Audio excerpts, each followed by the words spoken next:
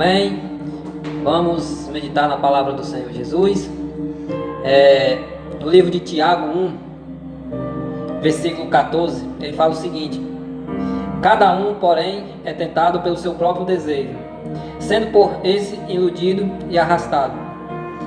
Em seguida, esse desejo, tendo concedido, faz nascer o pecado, e o pecado, tendo sido consumado, gera a morte. Queridos, hoje nós dizemos que somos muito afligidos, atribulados, mas o Senhor ele fala que nós somos tentados pela nossa própria cobiça.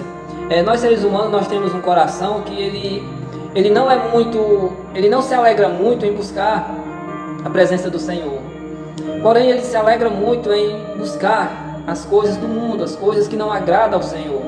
E muitas dessas coisas quando nós se deixamos levar por as coisas do mundo, isso em muitas ocasiões, isso é um pecado. E esse pecado, ele nos afasta da presença de Deus. E a força que opera no mundo, a Bíblia fala que o mundo já é do maligno. E o maligno, meu amado irmão, o inimigo, ele trabalha na nossa mente, ele trabalha na nossa fraqueza. Ele sabe a área que você é mais forte, ele sabe a área que você é mais fraco, e ele vai agir naquela área que ele mesmo sabe que você tem uma tendência a cair. Pessoas que foram libertas do álcool, em muitas ocasiões essa pessoa ainda tem aquele anseio por bebedeira. Outras pessoas que foram resgatadas do mundo da prostituição, muitas dessas pessoas ainda têm aquele desejo, posso falar assim. E o inimigo, ele sabe todas essas coisas. Pessoas que já gostaram muito de ouvir música mundanas.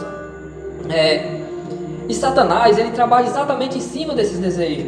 Que a gente sabe que tem cristãos hoje que quando ouvem uma música mundana, eles começam até a agir de uma forma diferente, porque no passado, antes de ser resgatado por Cristo, essas músicas já mexeram com ele.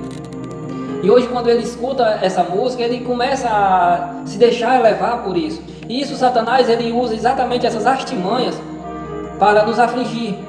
E com isso nós ficamos muitas vezes atribulados, nós ficamos, como é que eu posso falar? Achamos que somos tentados. Eu sou tentado. O inimigo me tenta nisso. O inimigo me tenta naquilo. Só que ele mesmo fala, Tiago fala que cada um, porém, é tentado pelo seu próprio desejo. Então, meu amado irmão, nós somos tentados naquilo que nós desejamos. Naquilo que nós anseiamos, aquilo é que nós somos tentados. E ele continua sendo por esse iludido e arrastado. Então nós somos tentados pelo nosso próprio desejo, somos iludidos por nós mesmos. Eu costumo dizer que nós temos uma luta com nós mesmos. A nossa maior luta é contra nós mesmos, para vencer o mal, para podermos ficar firmes diante do Senhor Jesus. E com isso vamos ler o versículo 15. Em seguida esse desejo tendo concedido, faz nascer o pecado. E o pecado, após ter sido consumado, gera a morte. Querido, a Bíblia fala que o pecado ele nos afasta de Deus. Quando o pecado nos afasta de Deus, aí nós estamos sensíveis aos ataques do inimigo. E ele vai atacar exatamente naquela área que ele sabe que você tem uma tendência a cair. Ele não vai te tentar aonde ele sabe que você não vai cair. Ele vai te tentar onde você tem um desejo, onde o seu coração já tem aquele anseio, aquele desejo. E nessa área ele vai te tentar. Mas resistir, porque Deus é conosco. O Senhor fala em João 16:33, ele fala: no mundo tereis aflições, mas eu venci o mundo.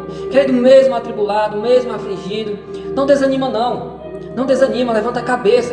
O Senhor fala que no mundo tereis aflições. Então nesse mundo nós seremos atribulados, passaremos por várias aflições, mas não desanima, porque o Senhor venceu o mundo.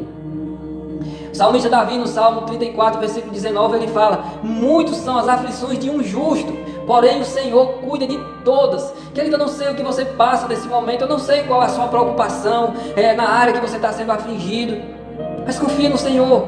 Confia no Senhor, porque Ele vai te ajudar. Ele vai te ajudar. Jeremias 29, versículo 13, ele fala: buscai-me-eis e me achareis, quando me buscareis de todo o coração. Querido, sabe que Deus permite essas aflições, essas dificuldades para que você possa se voltar para Ele, verdadeiramente para Ele. Ele permite a doença, Ele permite as contendas, a aflição, para que você possa novamente se achegar a Ele, verdadeiramente. 1 Coríntios 10, versículo 13, o Senhor fala: Deus não nos dá um fardo que nós não possamos carregar. Então, quando Ele fala que Ele não nos dá um fardo que nós não podemos carregar, então, querido, essa luta que você está passando hoje, você pode suportar esse fardo, você pode vencer esse fardo, porque o Senhor é que te ajuda, o Senhor é que vai caminhar contigo, carregar contigo. Só que nós costumamos orar assim: Senhor, afasta de mim essa tribulação. Senhor, por que eu estou passando por isso? Eu não mereço isso. Deixa eu dizer algo para você nessa noite. O Senhor, Ele não vai afastar a tribulação da sua vida. Ele não vai afastar as dificuldades da sua vida. Quando você buscar o Senhor de todo o seu coração, de todo o seu entendimento, o Senhor vai te dar sabedoria, força e inteligência para você suportar essas aflições sem que você seja afetado com essas aflições. Porque a palavra de Deus fala que o Espírito que está em nós é maior do que o que está no mundo.